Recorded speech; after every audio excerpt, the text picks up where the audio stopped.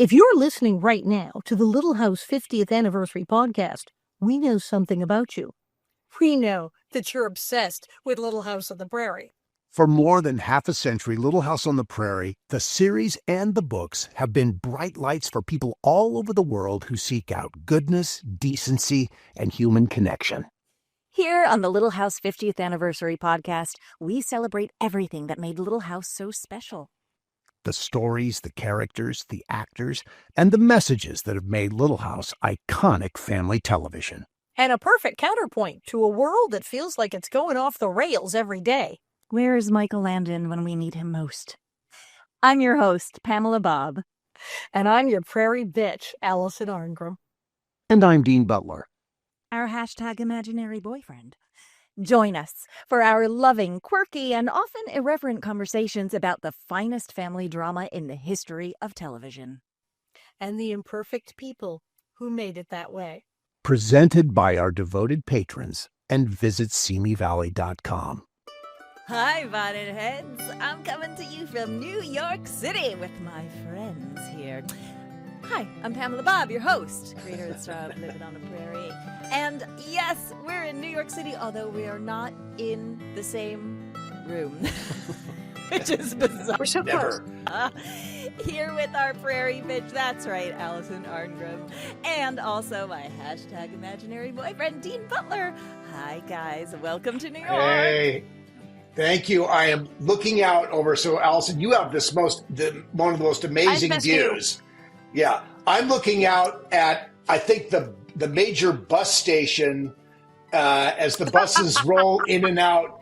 But at least, Port Authority.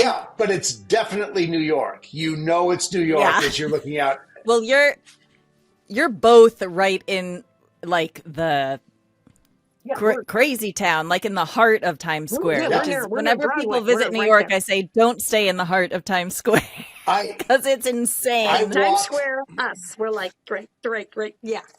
As I walked to our luncheon today, Allison, and met a podcaster, John Contratti, for lunch. And on the way, I had flashbacks of walking to the Martin Beck Theater I bet. on 45th Street, which is no longer the Martin Beck Theater.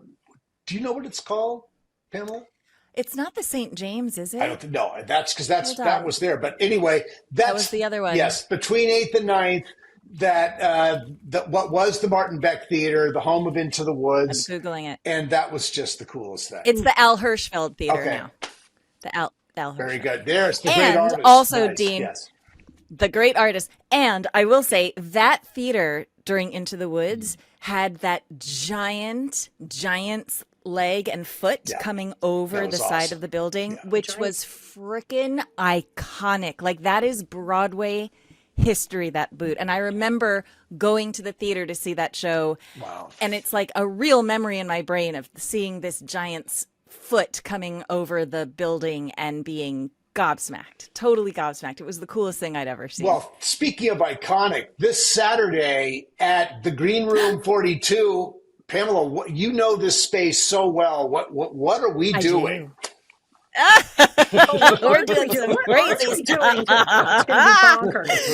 We are doing our very first live broadcast from Green Room 40 at Green Room 42, New York City. Like Dean said, 1 p.m. There's still a few tickets left if you want to be there in person. If you can't be there in person, live stream us, baby. The link works for up to 30 days after the show. So if you can't catch us live, catch us whenever you can. And I don't know. I'm not gonna say exactly what we're doing, but we are gonna have There's a good reason for that. Of fun.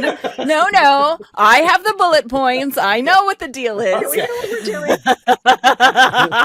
We have so much. We're doing so much. We have so much. Let's just put it this way. There's going to be audience participation. Our wonderful guest, Charles Bloom, is going to be there, who played Pearly Day Wilder, who's just fabulous. And, he's a writer, composer, and he is giving us some wonderful musical interludes during the show. That is going to be great. And I'm really excited. It's going to be so much fun. So we have contest winners, I believe. Check your Patreon. Check your email if you're a winner. Fun. Joy and Christine know about that. As we wandered, we all just arrived together at Yodel last night, or Yotel, I guess is what. Yotel, yeah, Hotel. Here on 10th Avenue, and Pamela led us through the bowels of the kitchen to be able to look into the back of the theater. What a cool space. The space is incredible. See why I wanted to do it there? Yeah. No, I mean, it's very cool. Great space. It's so cool. And again, we posted a video with questions that you guys had about the event that we've answered. Yes, you will get to meet everyone after the show, whether you're VIP or not VIP. The VIP people do get a bit more, but that's okay. No one's going to not meet Allison or Dean. Yeah. Or myself. Or you. Yes. Or you. Or me. Yes.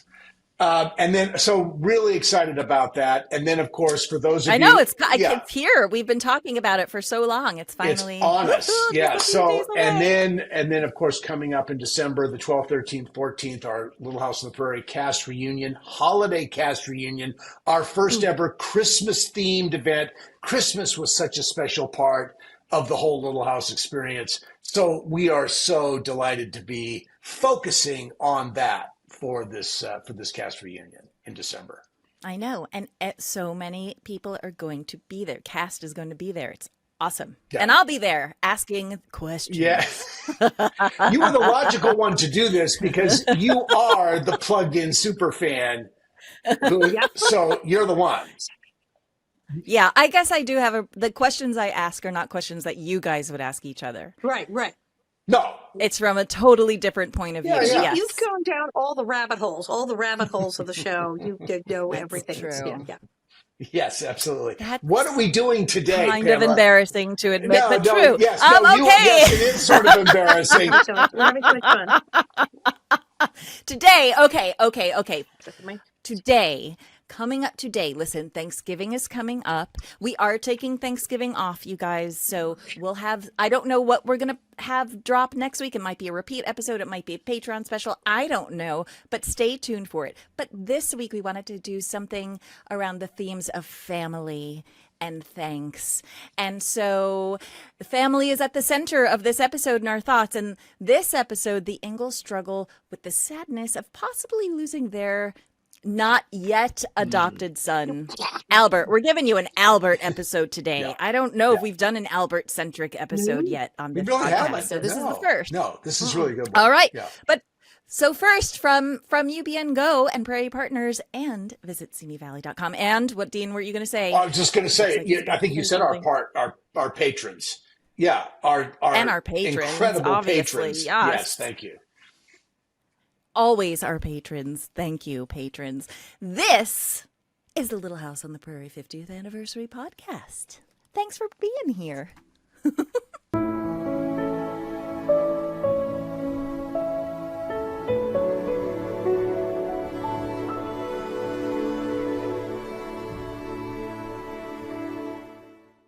All right, Dean, what episode are we talking about today? Today... And this is really a good one. And I know you both have a lot of thoughts about this. Today, we're talking about the third episode of season 6. This is The Family Tree, which debuted on October 1st, 1979. The Family Tree was written by Vince Gutierrez and directed by William F. Claxton. Obviously, an incredibly steady hand in the Little House world. Allison, what is this episode about? There's so much going on in this orphan's family. Lying, a lot of people lying in this show, especially. It's very sad. In a nutshell, so Miss Wilder assigns a family tree project, which was actually a thing that Albert is thrown into turmoil over his unknown past. Remember, Albert's the orphan, the family thing. Okay, as memories of his difficult childhood service. Oh, this is also, if you like your Little House on the Prairie creepy dream sequences, this is a huge flashback dream sequence. With the whole do-do-do, yeah. Terrifying, dark nightmares is like insane things. He begs Charles and Caroline to adopt him, raising the question of, what do you mean you haven't adopted him yet? But okay, fine, there is. The Ingalls begin the legal adoption proceedings, but the court requires them to contact his father. His father's alive. Oh no. A man who only wants him as farm labor. And Albert pretends to be blind, because of course he does. And his father immediately, no kidding, loses interest and gives up his claim, clearing the way for Albert to be legally adopted in the Ingalls family. But it's horrifying, yet it is so true. This is stuff that happened to people back in those days. What, kids were for the orphans. It was not a good time to be an orphan. It just was not. It's an amazing episode, and just, and Matt Labyorteaux is so good. And there's so much going on in this episode. And I will say, this is the episode I think my father, Thor Arngrim, hated the most of any episode of the show. Because my father was in an orphanage and adopted by a farm family. He was Albert Ingalls. And he was like, no, watching this now. So, because it gets a little too close to home. I'm just saying. So did he have a bad experience with his adopted family? I mean, were they a nice adopted family, but they happened to use him as his farmhand? He scored. No, he scored with the adopted family. The birth family mother, that would have gone very badly. And our orphanage, Charles, apparently I read out of Dickens. Yeah. So, he got the Ingalls. Basically, he got the Ingalls. They were low. He was like, man, I got lucky. But the whole orphan thing, flashback, like, yeah. Oh. I want to mention before we get too much of the episode about Vince Gutierrez. Vince Gutierrez. Yeah, who's Vince? Vince wrote 7 different episodes of Little House. The cool thing about Vince's story, and this was a Michael mentoring moment. Vince Gutierrez was on our sound. He was on the audio team that put together all the sound effects and the remixes of the show to put it together. Vince had an interest in writing. And so he went to Michael, and Michael gave him an assignment. He gave him 7 assignments during the life of the series. He wrote the last movie, Look Back to Yesterday, which was Albert's moment. That was his. He wrote 2 episodes. Vomiting over himself was Vince's episode? That was Vince. That was Vince's idea. Yes. God. He's the Albert whisperer. He's the Albert. Holy crap. The Albert writer. Yeah. So he did that.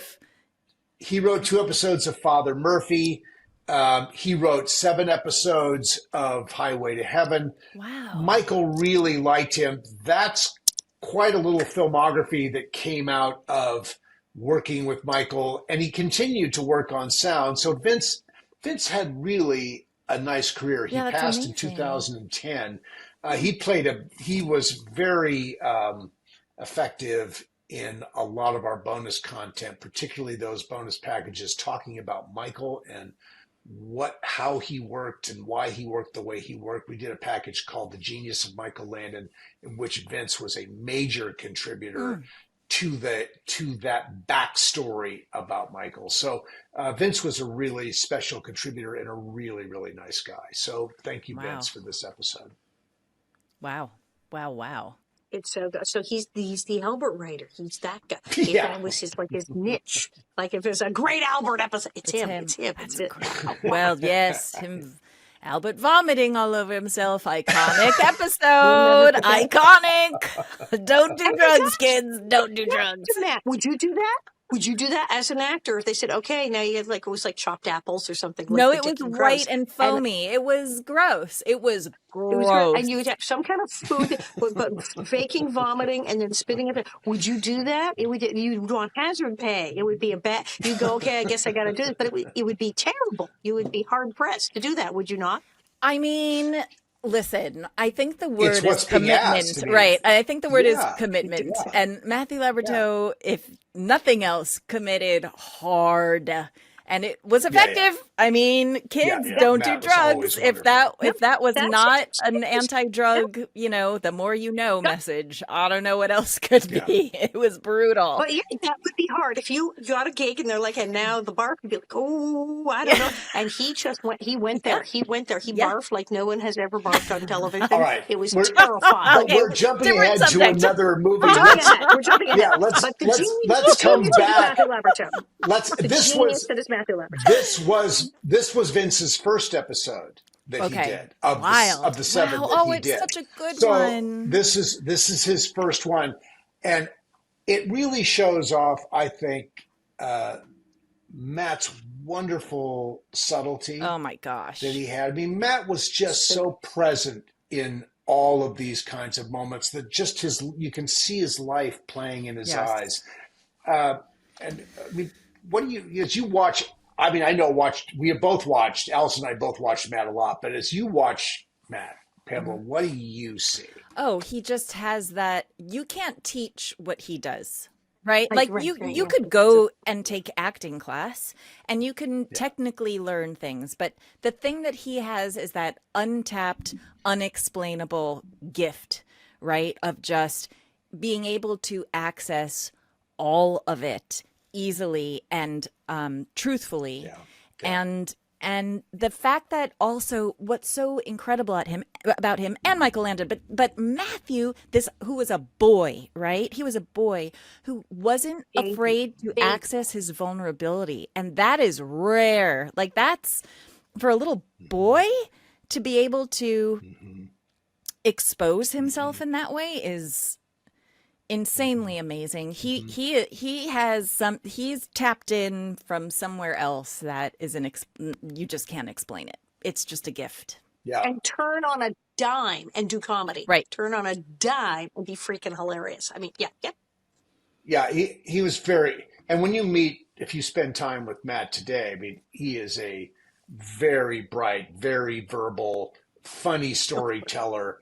All, as Allison is suggesting, all of that, but you're right, he has this ability to get to this really intense level of truth and honesty and vulnerability that is that breaks your heart. It made him extraordinary. Yeah, it really extraordinary. did. And I think Michael saw that right up front when he hired him to play him as a little boy in an earlier episode. And then I'm not sure if it was Matt that inspired the creation of this Albert character. Oh. It very well could have been. And of course, it was just offered to him. I don't think there was ever any auditioning for this. It was just offered. Yeah. And rightfully so. Anyway, one of the funny things in this, we always are seeing these. And Allison, I think you saw it too. When Eliza Jane we find out about this family tree project. Yes, and also, there P.S., we're in Miss Eliza Jane Wilder era. We're in Albert era. This is season 6, baby. Heavy. Okay. And continue. Genealogy was a thing. Because I was like, 1870s, was this a thing? Yes, it was a thing. Now, the reason why it was a thing in the 70s, and probably why this episode was like, yes, let's do this, is because in the 70s, when Roots, the big miniseries, was on, the interest in genealogy and family trees skyrocketed, and that's like didn't have Ancestry.com yet, obviously, but people went berserk, and genealogy and finding your roots really did become a thing in the late 70s, and here we are in 79. But yes, indeed, folks, in the 1800s, around 1840, absolutely, there was a guy, a Mr. Farmer, John Farmer, in 1820s, and they called it antiquarian tracts. Being an antiquarian was what they called tracing your roots back then. And it was the rage. And the Antiquarian Society, New England Historical Genealogical Society, was founded in 1845. So absolutely, yes, in the 1870s, they would have absolutely said, oh, yeah, we got to do our antiquarian, got to do our family tree. It would totally been a thing then. So this is historically accurate, even though it was a popular trend in the 70s. I remember my sister doing a family tree when she was in middle school or something. She got really, really into it. It's a thing.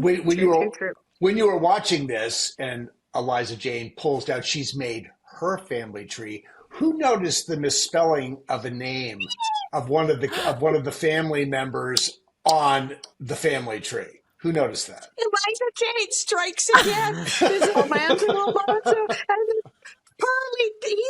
Pearly Day is wrong. Yeah, it sounds like Parley. It would it be pronounced Parley Day if it's a Parley instead of Perley? What is wrong with her? No, but obviously she was with Lucy. Lucy was not the one that wrote these words. So the prop person, the art director, did it. Dean Wilson's prop department that did this, and they just misspelled it, and no one saw that then. But of course, Pearly Day hadn't appeared yet on the series. No one would have known. So maybe they didn't know, but she should have known. So they should have gotten that right. But Lucy. it is what it is. Oh, It is what it is. course. Poor Lucy. And of Yes. course, it's ridiculous that this would happen too, because of course it did. Well, Yeah. okay. So we're blaming Lucy. But yeah, throw Lucy under the bus. I get it. She's good for it.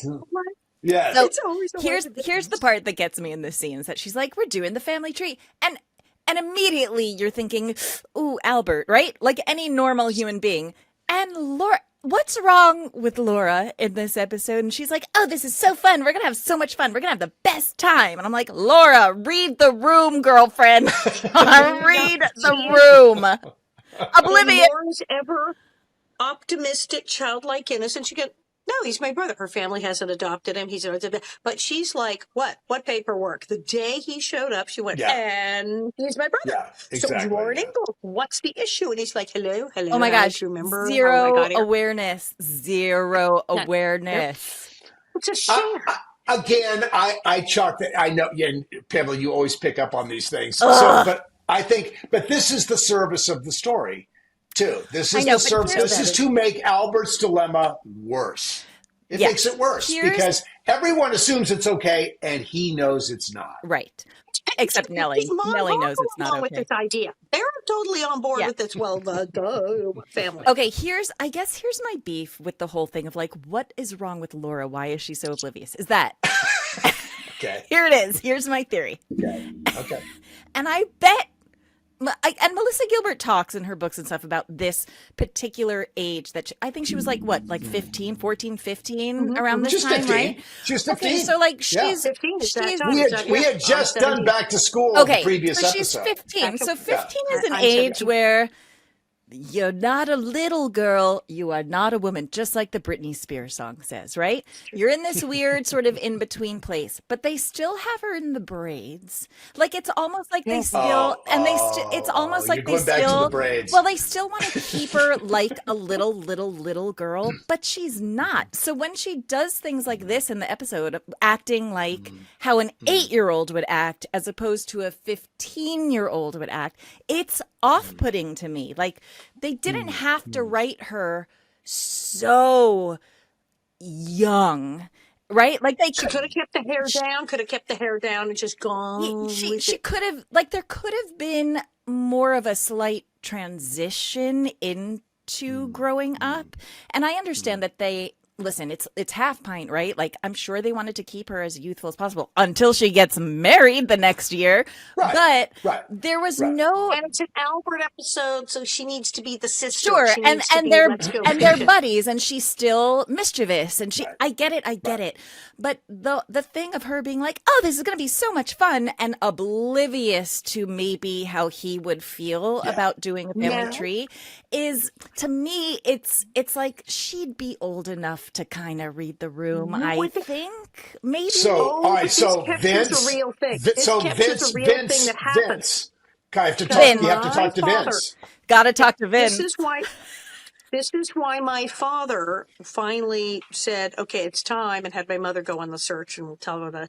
But for, his relatives, my mother's family, because they were a big, fancy Canadian family of Scottish people, going back to the 1500s. So at Thanksgiving and Christmas and whatnot, the stories would start, because my Auntie Mary would be there, my cousin Helen, and they would go, oh, yes, well, cousin, so that was the Mowini side, from Wales, and blah, blah. And they should go, with the Mowini cousin, and they'd rattling off all of these cousins, and have you talked to so-and-so, and he was so-and-so's uncle, and that, until you were just like, your head was, and my father would just sit there quietly. Yeah. And not say anything. And then we realized he was quietly seething because Deborah was oblivious and talking about their frickin' relative genealogy. And he's like, yeah, got nothing. I'll just be over here. And he was really being polite about it, but eventually he went, guys, I got to tell you, it's kind of starting to wear on me. Yeah. And that's when he said, I think I'm getting to the age I need to go try to figure out who my birth parents were. Because it was, so that's a real thing that happens with a family. Yeah. And not that people are doing it to be insensitive, but not a clue. But I don't know. That's my beef with Laura in this scene, and that's just. And she talks about in her book. She talks about how she was too old to be still in braids, yet also didn't have life experience to play older. So it's this weird, wonky time. It kind of goes back and forth, and as being a kid, she's old, she's young, she's old. Yeah. There's a reason that she wasn't in the scene well, there are multiple reasons why she wasn't in the scene with Albert and his friend when they go fishing. And the friend offers up, well, this will be easy for you because you're a bastard. It's going to be an easy assignment. And Albert goes off. And so the audience is absolutely crystal clear that this is a devastating thing for him. We know now. This is a horrible thing. None of the families around. Nobody sees this. Yeah, he's alone. So they are oblivious. He's alone in his pain. No question. Yep. Well, And this little kid seems like a nice little boy. Just hauls right off with calling people but bastards. Also, can we talk about? He calls him a bastard. Obviously, doesn't realize what a bad term that actually is. Yeah, and then his father comes and beats the shit out of him. Like that was a beating. That was not to trigger just a thing. The first flashback in the show.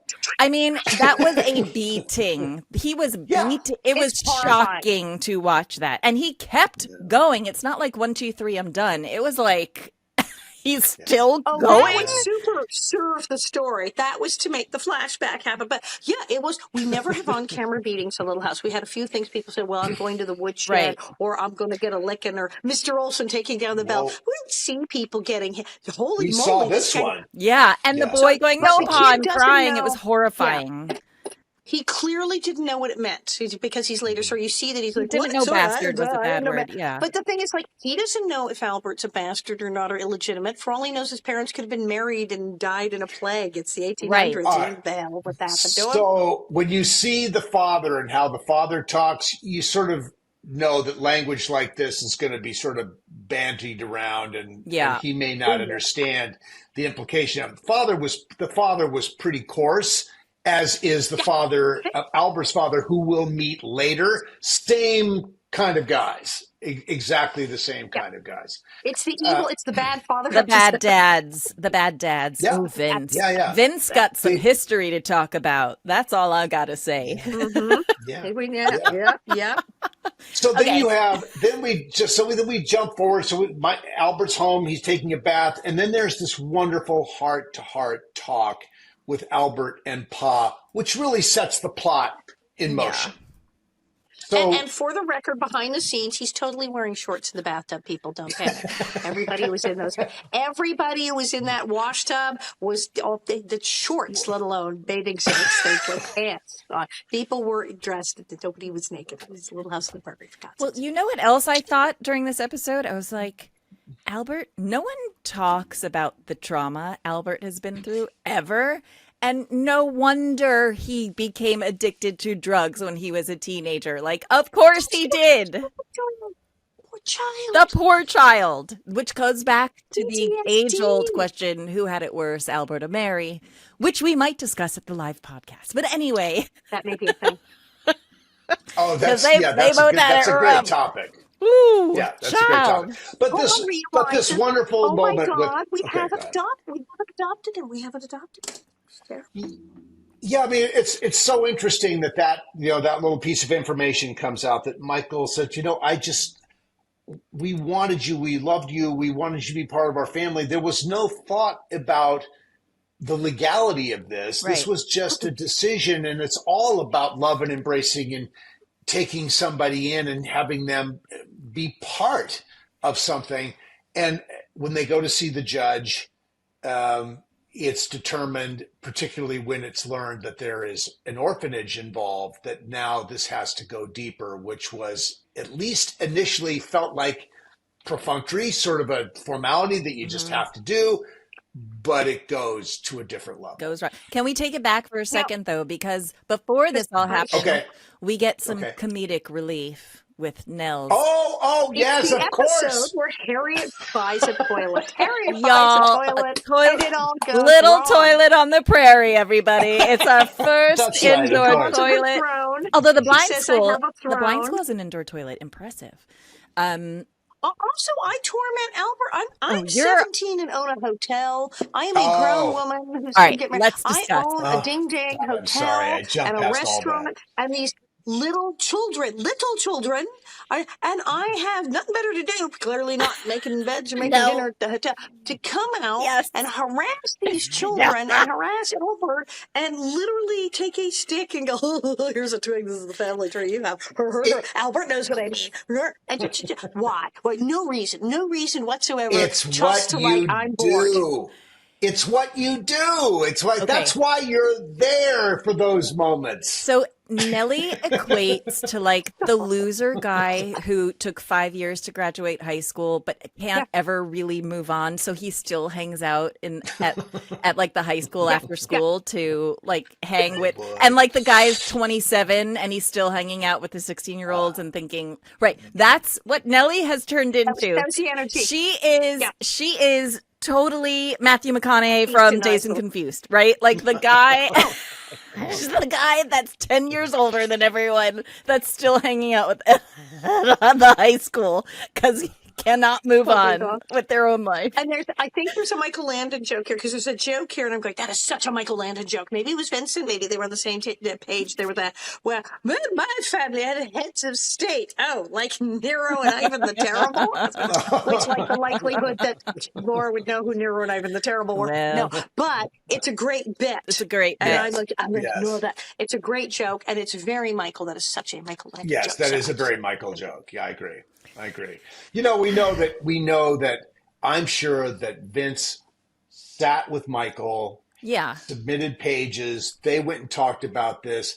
Michael was leading Vince through this process. I'm sure that there were a lot of those kinds of conversations where Michael injects something that's a very unique part of his sound. I mean, there are so many lines of dialogue in the program that were not his scripts, but it's Michael. You just know it's him. That's one of them. Yeah. All right, so we have toilet humor. Great. Classic. Can't go wrong. So good. Toilets can't lose. Nellie being the Matthew McConaughey from Dazed and Confused. Loser. She's such a loser. That's what I wrote in my notes. Loser. Okay, now let's go back. Now we're back at the house. It's nighttime. The kids are sleeping. We look at Albert in his bed. By the way, never noticed how bright of a spotlight is on his face. I'm like, where is this light source coming from? There's no skylight in the roof, is there? I don't know. Anyway, he's beautiful. It is a perfect spotlight. Boop, right on his head. Anyway, we see yet another flashback. Another horrifying orphanage flashback. So what's interesting about this is that this is really the first time the audience is seeing any of Albert's backstory. Like, we didn't know this information. Right. And was this orphanage run by some horrible cult or something? It's really bad. It's so bad. I mean, there's beatings and things, bad. Yelling and I said there's weird. Not only is there going on in this place? because not only is there physical abuse, there's spiritual abuse too. There's religious abuse. He's like saying these things to him while he's beating him. That's just awful. Awful. No wonder he was living under the stairs. I'd live under the stairs in the city any day. Instead of being in this place. This is some version of Oliver and a hybrid with Miss Hannigan from Annie. Annie that was a funny version of this, right? And the Oliver was a darker version of. So it's like it's right in there. Again, going right at it to make it as horrible as possible. Right. But again, he screams out in his sleep. Yes. And everyone's very cash about it. It's right. Like, is it just me thinking if my kid were screaming like, no, man, stop. I would be running into that room. Like, oh my God, what happened? Are you okay? And Laura's like, again, oblivious Laura.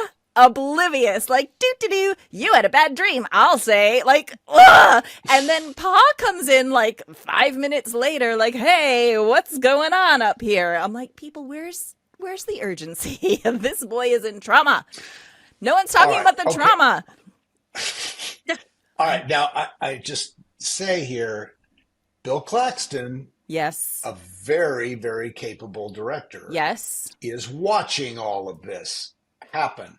So he was okay with, I know you're making a comment. I know. But he was Don't get me wrong, I still okay love the episode. with the It's just odd. tone of what was happening here. Yeah. But it's so Is it from Albert's perspective that, oh my God, they're all ignoring me? Is it like we're seeing this through his eyes? He's having these flashbacks. He's screaming. It's terrible. He's suffering. And And no everyone's one like, gets it. yeah, it's No great. one It's gets fabulous. it. And that everyone's ignoring his suffering, which is how people who are in this kind of thing, who are orphans and bad, that's how you feel. yeah. That's an interesting That is take, interesting. actually, Allison. That is, if it's That, all like- like, yeah. It's all tainted because, like, yeah, wouldn't they have actually gone, oh my God, are you all right? Oh my God, you poor child. It's like, why is no one doing that? Because we're all in his head in this episode. Fascinating. Allison giving new Yeah, perspective. no, really good. That's a really good observation. Really Very, like that. very good. Okay. Yeah. So, and he's sweating. He is sweating. No one seems to notice the sweat. I'm like, he's dripping with sweat, people. Something is very wrong. But in some trivia thing on this, someone made the comment that he's sweating as he wakes up, but when Pa steps in, the sweat's gone. Oh no, I thought the sweat was still there, and that's why I was like, okay, doesn't he want to wipe away any of his sweat? Because it was still very obviously there. These are the things that I think about. Yeah. This is the glycerin that's sprayed on the face, and it's and it's very glisteny. Yeah, no, it is absolutely. Okay, so they don't talk about anything. It's just sort of like, oh, you had a nightmare, go back to bed, yay, bye. Okay, right. So then we continue on. So then we're off to what was it, Redwood Falls to see the judge. Yeah, gotta go see the judge, right? Yeah, that's more Sonora action. Are we in Sonora for a lot of this episode? A lot of Sonora action. Well, and let's talk about the scene that leads up to them going to this judge, which is Albert then does really finally talk to Pa about what's going on, and they have the most tender, beautiful scene, the two of those boys, where Albert finally says, like, I'm not adopted, I'm not officially one of you, I'm not an English, right? And Michael Landon, Pa, just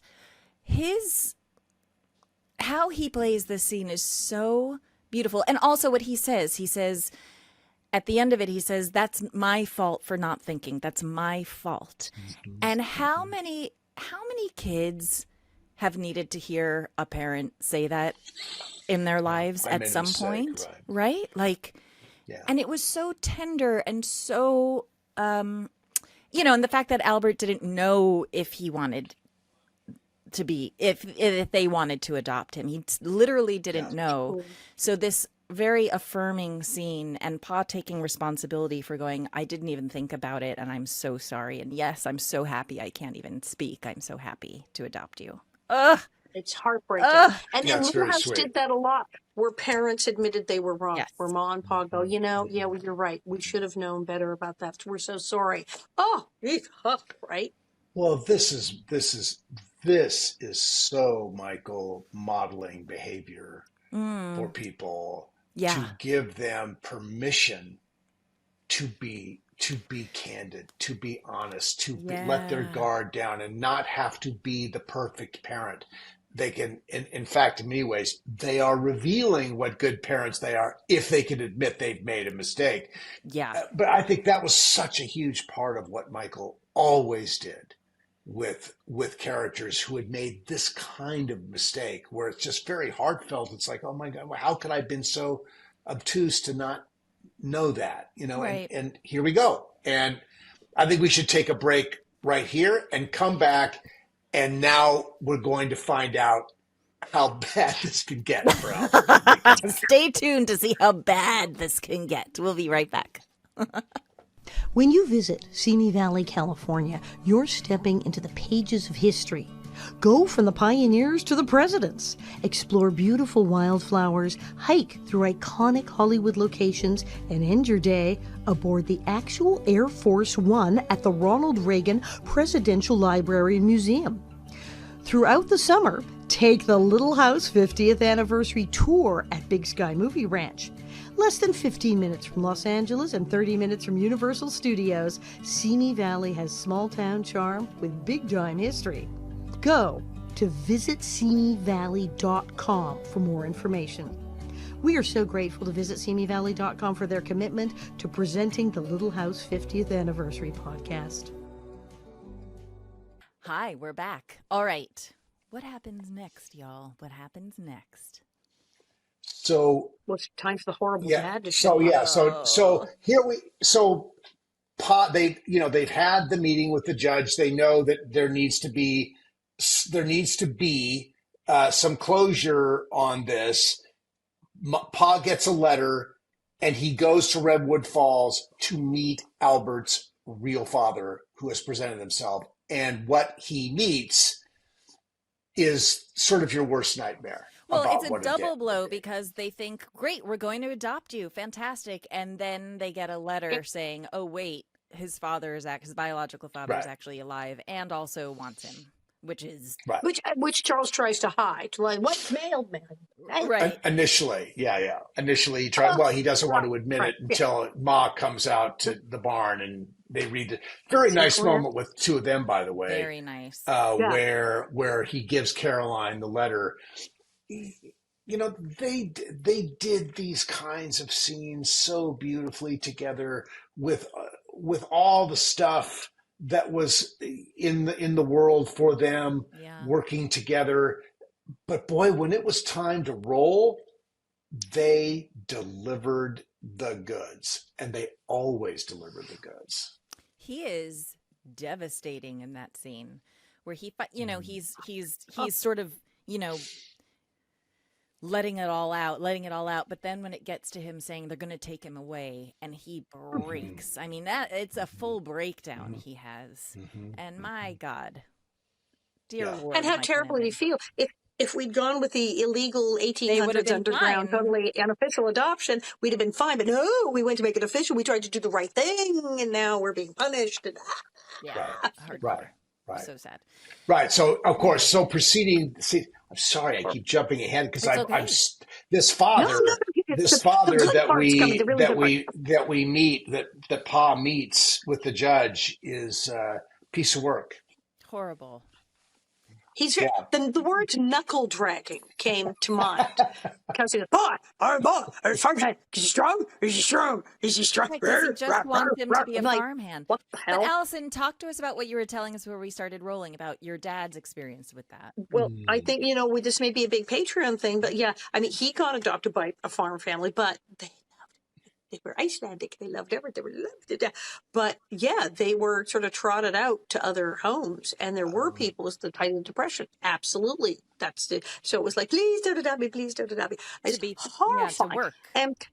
But this guy, and incidentally, this character actor who is so scary, played the character of George Liquor on the Ren and Stimpy cartoon show. He's a great character actor. Look up his stuff. He's been in everything, and he's played some insane characters. So yes, he's perfect for this. I was not expecting that fun fact whatsoever. Yeah, fun fact, Ren and Stimpy.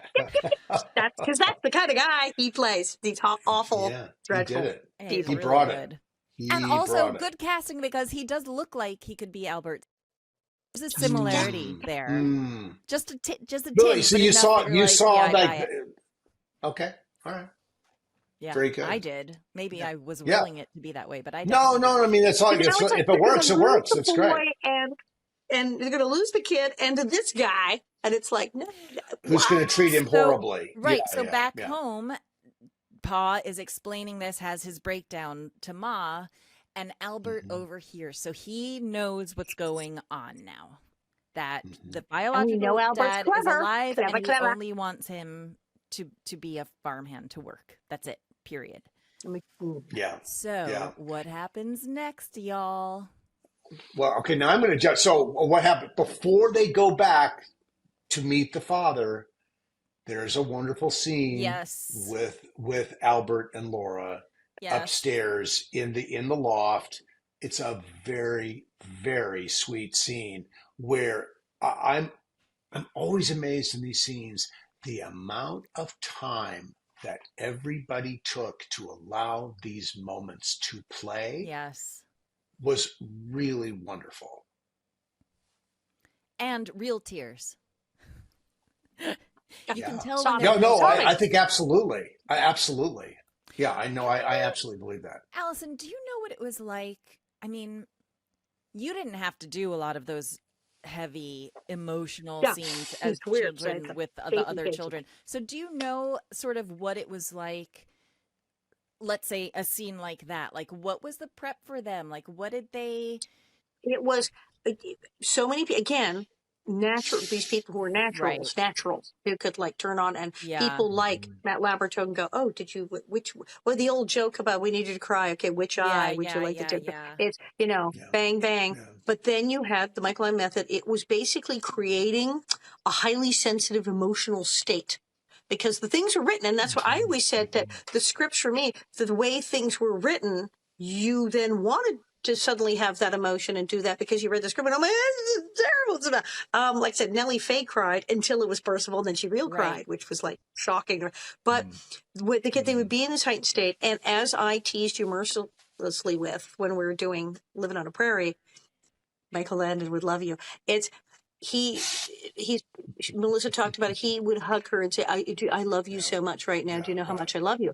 And Right. that was the thing. He would take them aside, but it was never like, okay, in this scene, your characters didn't. No, it was, Right. you're so wonderful and I love you. And this is such a beautiful Yeah. scene. And you're just so, How did you so know? your emotional vulnerability, just as is, just a generic emotional rawness came to the surface. And then as soon as you said those words, the way they're written, done, boom, everybody's just done. I mean, because Yeah. both of them were so there. Like, Yeah. oof. Well, And they it's had amazing that a Michael used wonderful love. rapport with each other. They had Yeah. a wonderful rapport with each other. They really did. They were great together. It's just very interesting that Michael used, because we've all had our acting coaches and blah, blah, blah, blah, blah. But it's fascinating to me that he used love as the trigger. Love. It was always love. Mm-hmm. And also, when you look at, these two kids, again, Melissa, they'd already become great friends. But so the idea of we're going to take him away, you're going to take your baby brother away. Well, how hard? You're going to go there really quickly playing that scene. And they did. And they went all the way. Yeah. They're brilliant. Yeah, it was good. Okay. That I was said, really this is what I strong. have written in my notes. Stop Okay. it with the Laura Albert scene. Stop it. Devastating. That's literally what I wrote. This Yeah, is no. this is a tearjerker episode. It This is a stab you really- in the heart It episode. is. It Yeah, is yeah. big time. Yeah. Okay, so Yeah. then we go back because We go now back we to have the- to. Oh, and then Michael Landon, then Pa has the talk with Albert, pretending like everything's fine, everything's good, being like, "Hey, your Yeah, dad's we're gonna go alive. fishing. Yeah, your dad's alive, and we're gonna drop you off first thing in the morning." Like, and so then they go back. And Albert asks if he could meet privately with his biological Yes. father first. I love that because you know that shot's got a plan because it's Albert Ingalls. You know he's thought of something. Don't know what is he going to do? But he's, I'll see him alone. Paul's like, oh my God, he's going to see him alone. See you poor, I'll come with you. No, I'll see him. I'm so brave. I'm going to go face this myself. And you're like, he's thought of something. Oh God, he's thought of something. That child has thought of something. Yeah. And what has he thought of, pray tell? This kid's a genius. Yeah. He Yeah. pretends to be blind. Blindly He would blind. know how many blind people with the blind school and his sister. He knows. He knows to be Yeah. blind. How to be blind. Piece of cake. So for the one, Die. he's going to wreck the one thing that this man really wants from him Right. So is smart. this ability So to be, smart. yeah. So it's a very resourceful thing. And we've seen this with Albert throughout his time that he is very streetwise. Yes. You know, We knew he'd find a way. We knew he'd find a way. He Genius. finds a way. And Now, sure enough. now you're And talking he's about, right, now he here he kinda is wants to- lying. yeah. He's lying, but he's lying with an intent. Right. Knowing what he's known about what he heard Mom and Pa talking knows. about, he lies with intent to save this situation. And it works. To get back to his family, his real family who love him. And but what I love is when he just for kicks rubs it in, where he does the I'm blind and then just kind of stands there and the guy freaks out. And then you kind of feel that the guy's like Mr. Knuckle Dragger, George Licker from Ren and Stimpy, horrible man, goes, oh, yeah, it's okay. And then you see his face. One, he's like, oh, well, he's no farmhand, but he doesn't play that. He also kind of goes, oh, this is horrible. This child is blind. And what have I gotten myself? Yeah. What have I done? Oh, this is bad luck. I'm getting out of here. And he's horrified. And he's like, oh, this is, not a farmer boss. So, ew, I'm so awful. And he's, I got to get out of here. I got to get out of here. As my son, he's like, and no, Albert can't resist. Oh, Paul, could I have a kiss goodbye? Well, what do you think that was? Yeah, there, gotcha. There. Part of me was like, he knows this is the first and the last time he's ever going to know his dad. So get that. I think there's something. Right? Yeah. Even when Pa, I keep calling him Michael Landon. Even when Pa says like, hey, your father's alive and he wants you.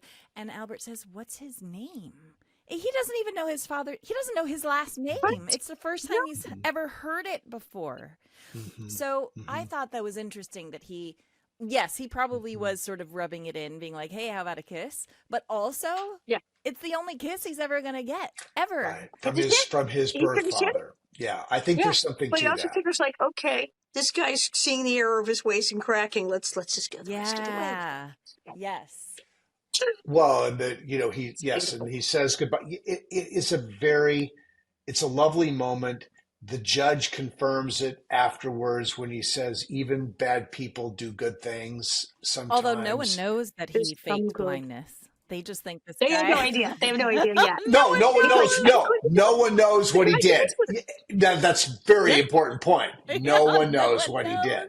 And the crazy father, he goes with it. He doesn't tell them, he doesn't. oh, the child is blind and blow the car. He just, because he's trying to make it sound like he's a really cool guy. Well, he talked to me and he clearly loves you. Yeah. So they're like, wow, what the kids say. But you see him like, I can't get out of here fast enough and sign this thing. But it's marvelous because as a character actor, you want to punch him before it. And then you do kind of go, oh, the poor guy. You actually go, okay, he does feel bad. Yeah. And it's brilliant. Yeah. It's brilliant. It's an incredible performance. Yeah. So. And there we go. We go.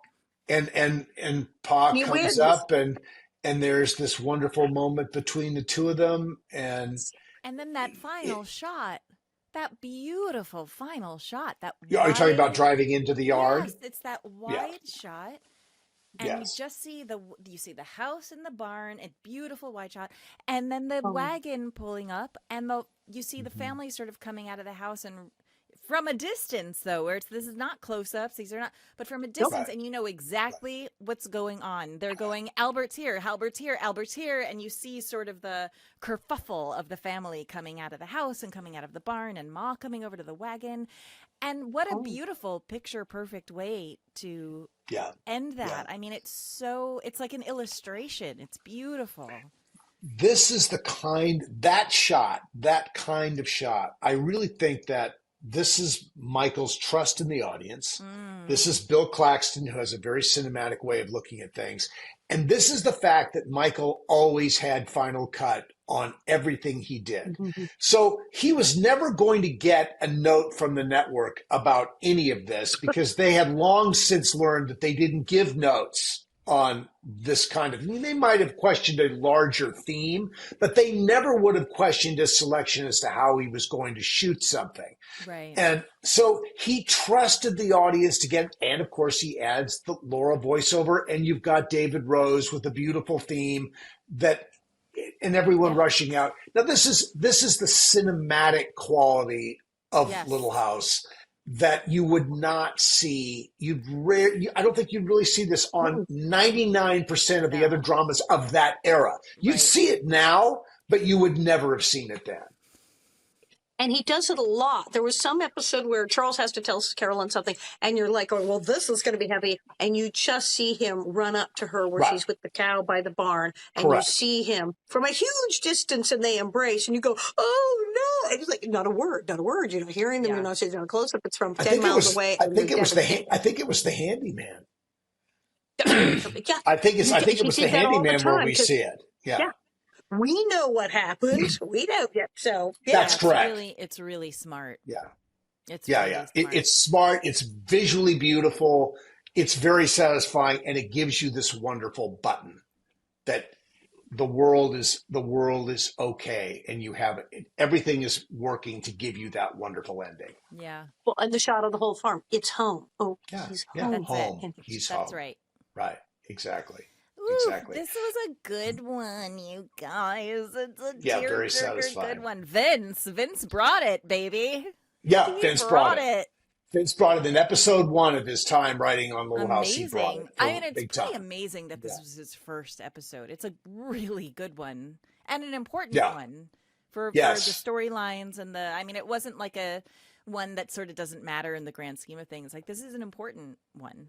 Yes, it is. Well, it absolutely cements Albert into that family in a way that now there's no question, where Albert. I don't think the audience until this happened ever would have thought twice about it, but now it's really cemented in there, and I think it cements some very powerful themes: belonging, the meaning of family, Yeah, that's right. fear of abandonment, parental love and protection.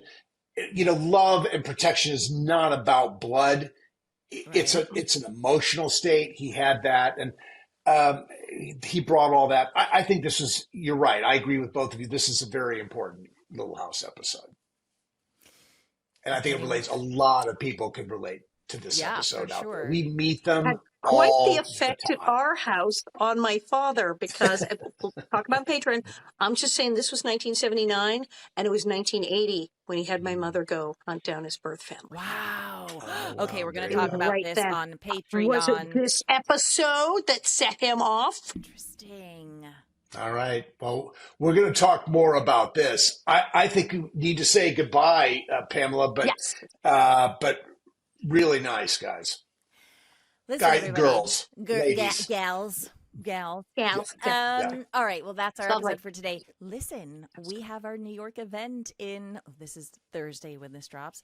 3 days, Saturday, November 22nd. If you're in New York City, come on by, get some tickets, meet us. And if you're not in New York City, get a live stream ticket. It's super easy. Watch it anytime, up to 30 days after the event. So we're excited. I'm excited. I'm excited and scared, as they say in Into the Woods. I'm excited and scared, but more Excited and scared. Yeah, this is a little Red Riding Hood line. Yeah. Anyway, She did that so well. She's brilliant. Yeah, she is. I can't believe we haven't done I can't believe we haven't talked about your Broadway stuff, and we will at some point. We will talk about your Broadway stuff. Yeah, we will. We will. We'll talk about it. Anyway, join us on our socials, Little House 50 Podcast, our website, littlehouse50podcast.com. All of our stuff is in our show notes if you need info, and on our socials, guys. It's all there. It's all there for you. That's it. Ready? Bob, get the wig. Let's fly, everybody. Down New York City subway. I don't know. Down 10th Avenue. Down 10th Avenue. To Yotel.